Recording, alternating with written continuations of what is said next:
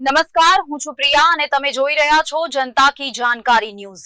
નજર કરીએ આજના સમાચાર ઉપર। સુરેન્દ્રનગર રાજકોટ રેન્જ પોલીસે સુરેન્દ્રનગરના જોરાવરનગર વિસ્તારમાં શેર બજારના વધઘટના આધારે ગેરકાયદે સટ્ટો અને જુગાર ચલાવતા રેકેટનો પર્દાફાશ કર્યો છે।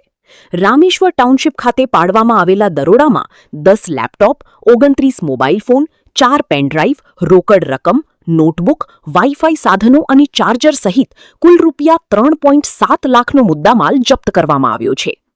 રાજકોટ રેન્જના નાયબ પોલીસ મહાનિરીક્ષકના માર્ગદર્શન હેઠળ રેન્જ ટીમને મળેલી ચોક્કસ બાતમીના આધારે આ કાર્યવાહી હાથ ધરવામાં આવી હતી। તપાસમાં સામે આવ્યું કે આરોપીઓ ગ્રાહકો પાસેથી શેર બજારના ભાવમાં થતા વધઘટના આધારે સોદા મેળવી કોઈપણ પ્રકારના લાયસન્સ વગર વિવિધ બ્રોકરો મારફતે ગેરકાયદે જુગાર રમાડતા હતા। પોલીસે સ્થળ પરથી 6 આરોપીઓને ઝડપી પાડ્યા હતા।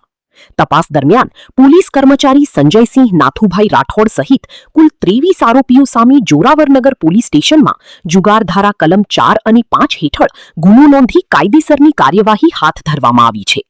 પ્રાથમિક તપાસ મુજબ આરોપીઓ શેર બજારના ભાવના આધારે નસીબ આધારિત હાર જીતના સોદા કરાવી ગેરકાયદે જુગારનું સંચાલન કરતા હતા। પોલીસે સમગ્ર નેટવર્ક, અન્ય બ્રોકરો અને આર્થિક વ્યવહારોની તપાસ શરૂ કરી છે।